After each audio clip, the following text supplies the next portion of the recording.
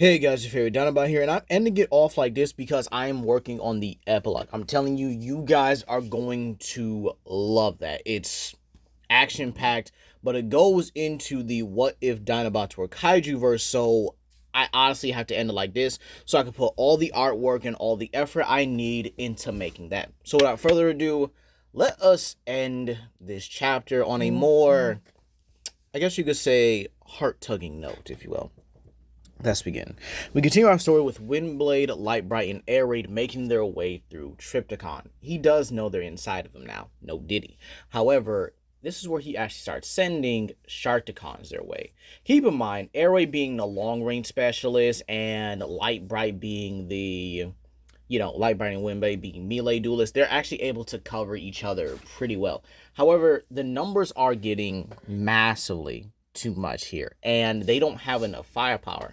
So Air Raid makes a contact for outside help, and this is where the Dinobots, or pretty much the entire Autobot force in general, just finishes off the last of the Sharkticons that Trypticon sent. And this is where Grimlock has Skylynx and Darksteel go in there. Considering they are flyers, he could send Soup as well, but the Dinobots' chemistry or the Dinobots' teamwork kind of hinges on all five of them being there.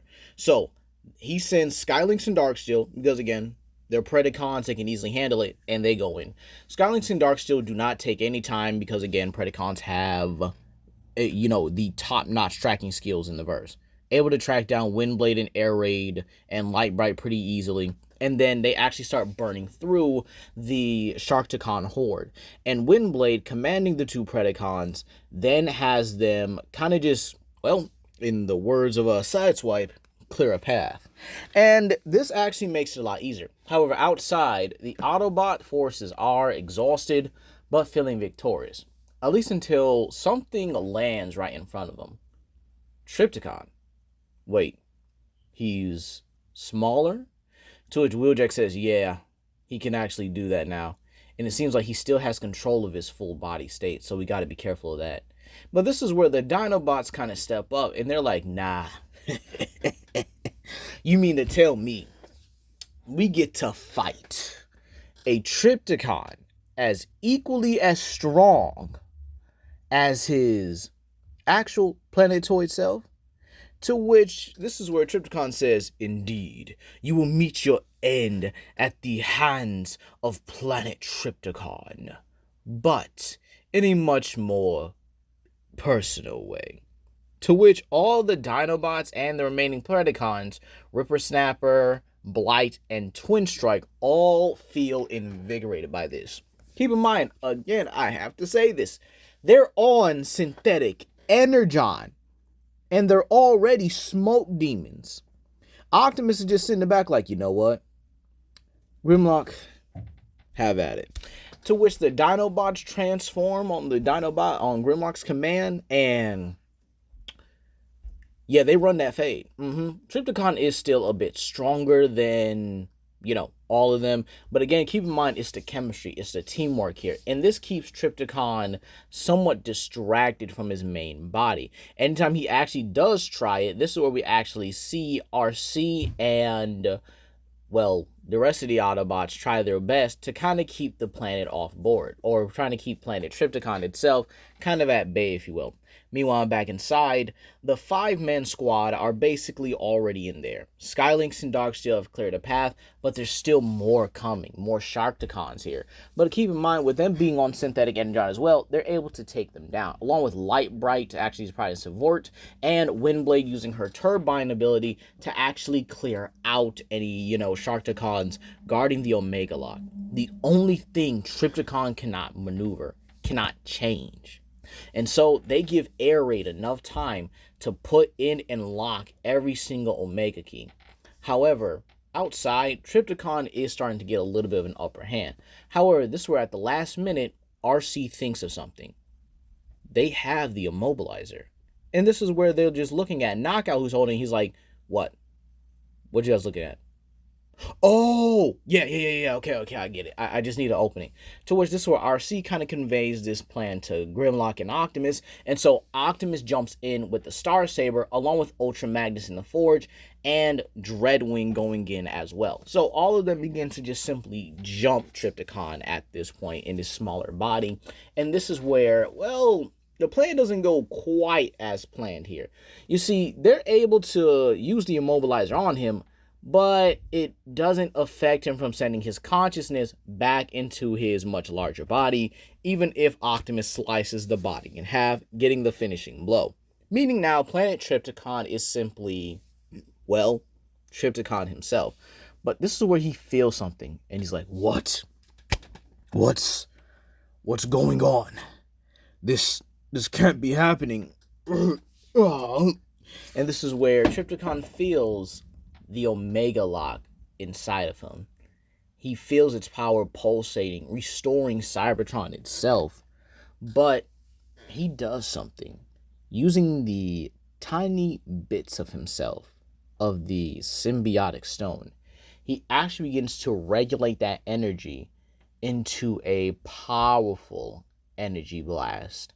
And he's about to unleash it upon Earth. And this is where Optimus, utilizing every bit he has left of the Star Saber, pours in all that energy. He pours it in, blocking this energy blast from Trypticon as much as he can, but he's losing ground against it. And if this hits, honestly, I would say this, if this hits the planet, this will burrow right towards Unicron and likely just blow it all up together. So this is where everyone gets behind them. Ultra Magnus and Grimlock and Dreadwing, being the stronger ones, basically take the base at this point, where all the other Autobots kind of file in anywhere they can. The Predacons and the rest of the Dinobots also file in, and their strength together is able to hold back this energy blast. But this is where Ultra Magnus notices something. The forge is glowing when him being in contact with Optimus. Optimus sees it as well and says, "Magnus, give it to me." And so Optimus grabs the forge, combines it with the Star Saber to make the Escaton blade. Now, this is a blade where, I know it's not called the Escaton blade, but I kind of like the name of it, right?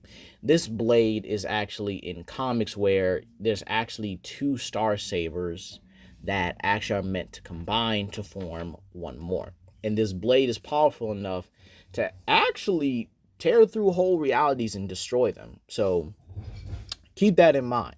So Optimus, utilizing this blade, is able to fully overpower Trypticon, sending the blast back. However, Windblade, Air Raid, Lightbright, Skylynx, and Darkskill all exit Trypticon.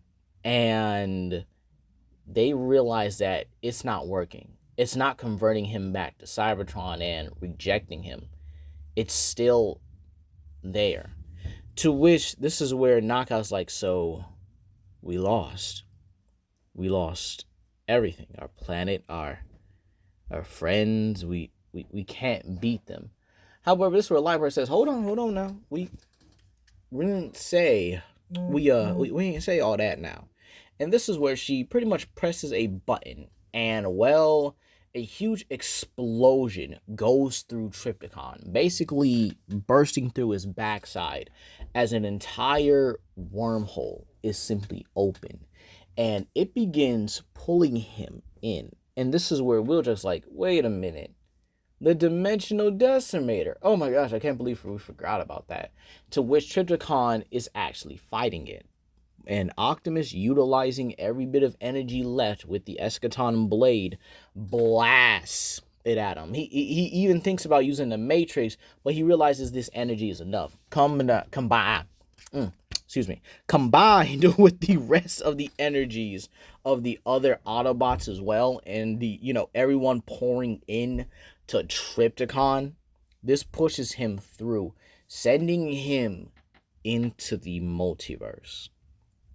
But now the portal closes and everyone is exhausted.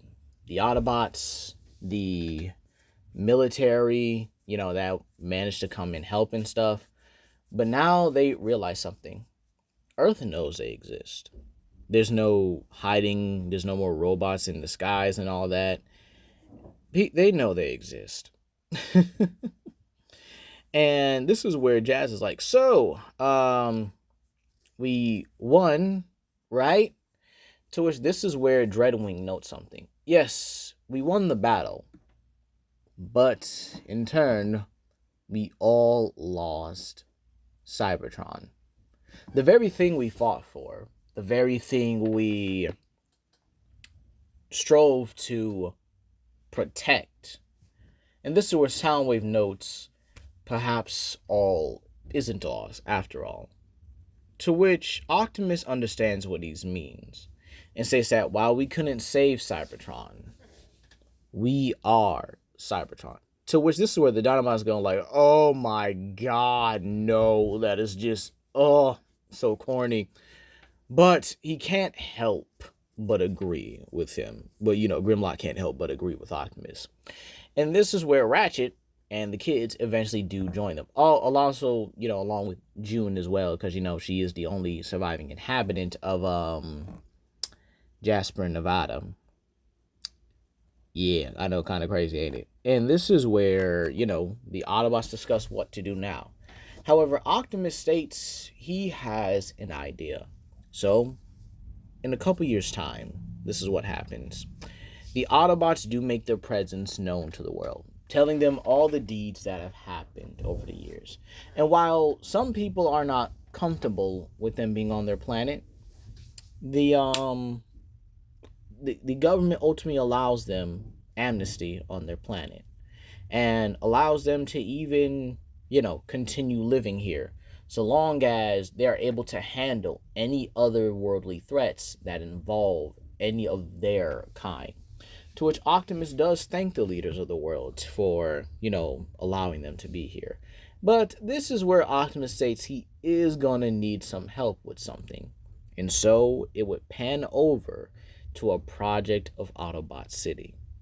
Kind of like in Transformers G1, where everyone has their roles. The Predacons and Dinobots are head of security there. Also head of the tracking division as well. So that means they can hunt down any threat that is across the planet. Soundwave takes over as communications chief, and Dreadwing actually leads the, I guess you could say Sky Forces, if you will, while Windblade handles diplomacy along with characters like Jazz and Ironhide, also helping them out as well. Everyone takes their time here.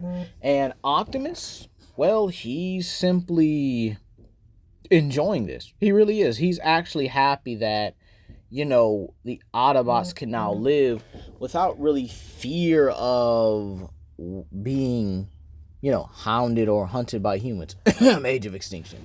But this is where, we're not going to end it off here. While Autobot City is prospering and great, and the threats that still could linger in that universe are still there, we would open with a portal. Trypticon is finally done falling, but he realizes something. The symbiotic stone's energy has been used up, so now he's as strong as he's going to be. And so Trypticon states to himself, whatever this universe has, surely it has an Earth I can take my frustrations out on. However, this is where he sees a crystal comet coming forward. And this is where it kind of just looks at him. It kind of just moves past him here. However, he's struck in the back by something. An alien fleet. They seemingly have kind of been alerted to his presence. Alerted to this Trypticon, if you will. And, this is where the fleet themselves deploy two monsters in front of them. And these monsters being Gigan and Orga. And that's where we're going to leave it off here, guys. Please comment down below, like and subscribe and share with your friends. And I'll see you guys later for another video. Peace.